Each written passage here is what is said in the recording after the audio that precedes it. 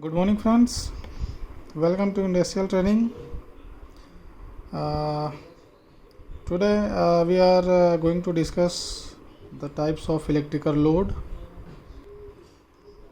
Friends, there are three types of electrical load. First one is resistive load.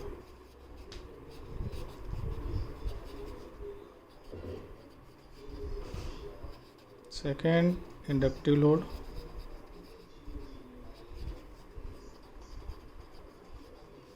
And third one is capacitive load.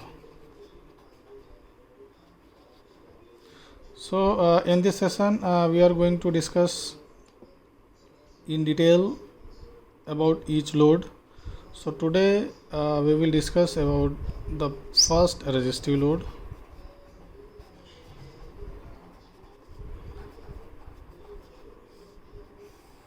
Here we will see what is resistive load, how it behaves with the AC voltage, AC circuits, like that.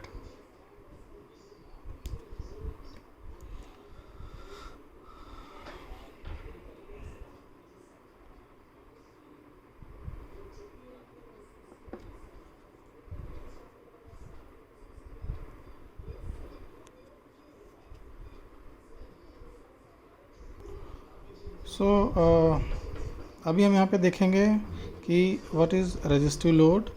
So start करने के पहले हम देखेंगे कि resistance क्या होता है.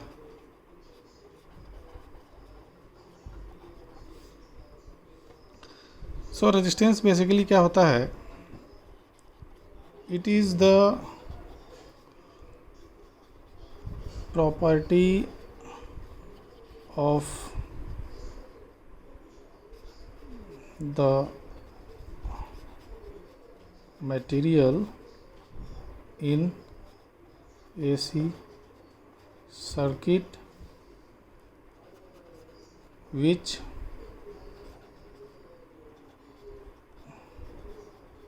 opposes the flow of current and causes the heat generation.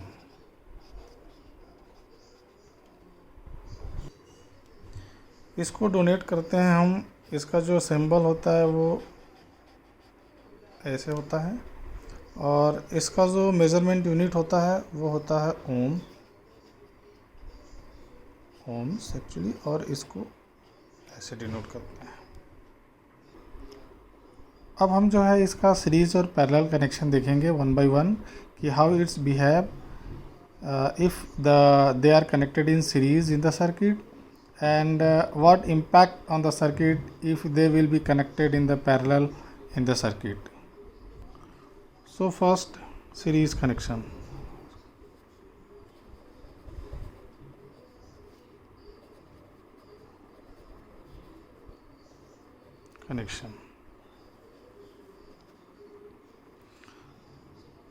See,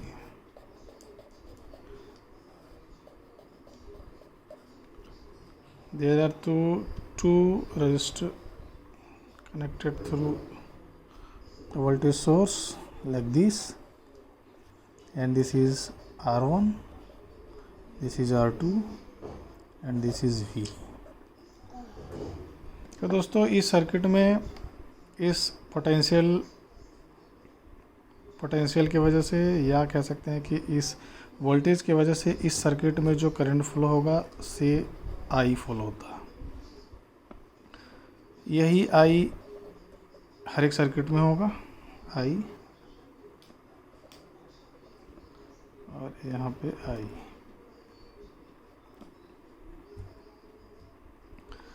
अब क्या होगा कि जब ये आई करंट इस सर्किट में फ्लो होगा अक्रॉस R1 एंड R2, तो जैसा हमने देखा कि ये क्या होता है कि ये हीट एक तो पहले ये करंट के फ्लो को अपोज करेगा और जो है इसके अक्रॉस जो है वोल्टेज ड्रॉप होगा।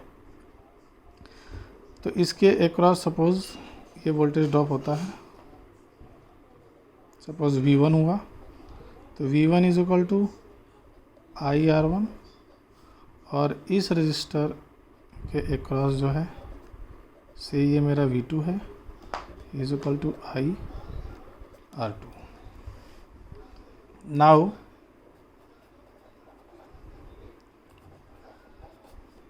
By KVL, Kirchhoff voltage law, Kirchhoff law of voltage, इसको बोलते हैं KVL।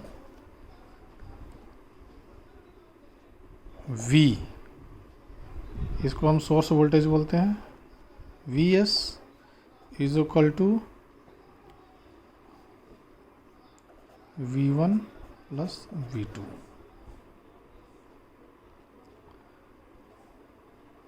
V1 is equal to I1 R1 plus IR2। अगर इस सर्किट का टोटल रेजिस्टेंस R इक्विवेलेंट, तो से सपोज R, तो ये सोर्स वोल्टेज इज इक्वल हो जाएगा IR इक्विवेलेंट। तो IR equivalent is equal to IR1 plus R2। I cancel हो जाएगा।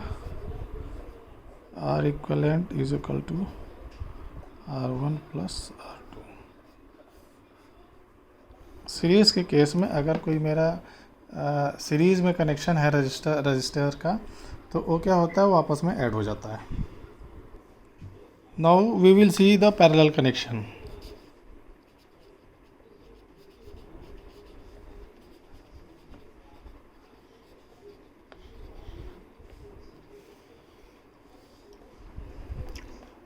से द सर्किट मेरा इस तरह से है,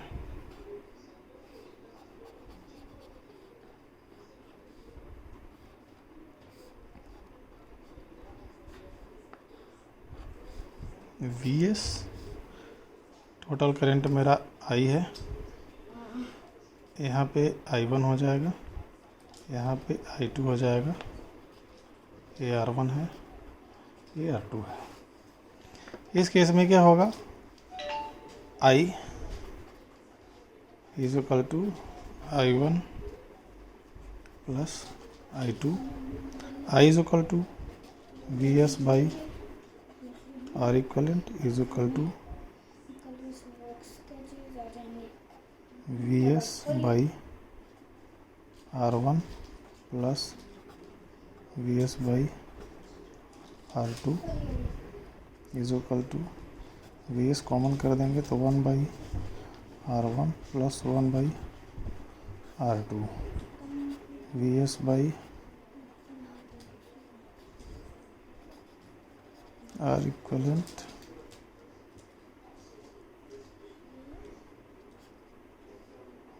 is equal to 1 by R1 plus 1 by R2।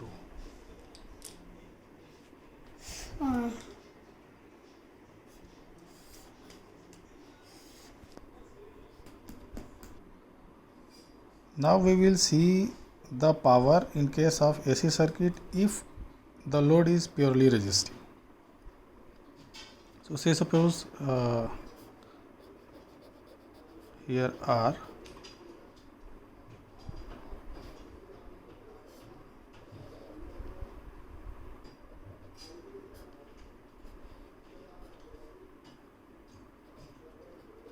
I. So in case of purely resistive circuit, here in case of pure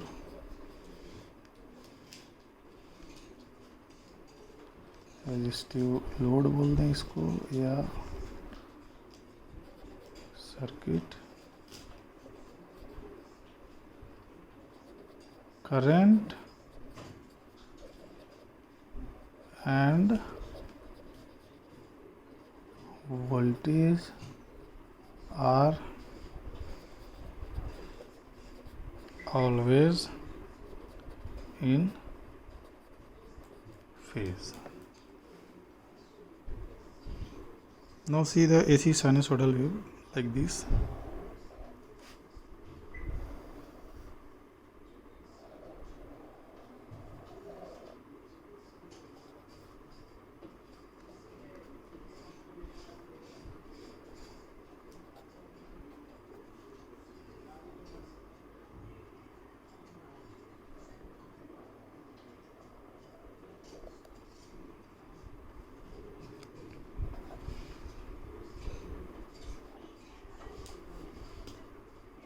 Vm sin omega T,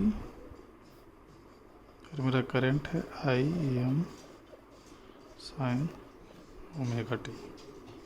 और phasor diagram में इसको हम ऐसा ड्रा कर सकते हैं, ये अगर मेरा V है तो ये मेरा I है। इस केस में एक चीज़ और होता है, angle between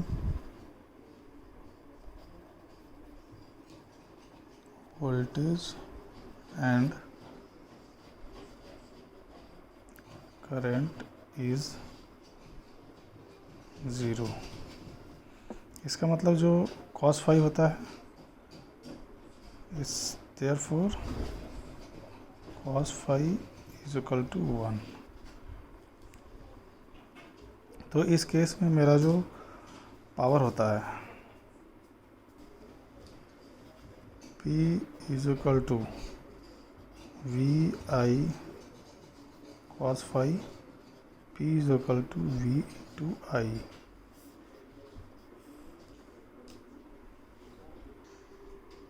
in case of power को हम ऐसे लिख सकते हैं, P average is equal to V RMS into IRMS। Friends, ये VRMS कहाँ से आया? अगर इसके बारे में भी आपको जानना है तो प्लीज़ जो है कमेंट करें इनबॉक्स में, मैं इसको डिटेल में आपको बताऊंगा। मैं इसको अभी यहाँ पे इसलिए नहीं करना चाह रहा हूँ कि वीडियो काफ़ी लंबी हो जाएगी। तो अगर आपको इसकी रिक्वायरमेंट होगी तो आप हमें मैसेज करें, हम आपको इसके बारे में डिटेल में एक वीडियो बना के आपको बताएंगे। Thank you friends, thank you.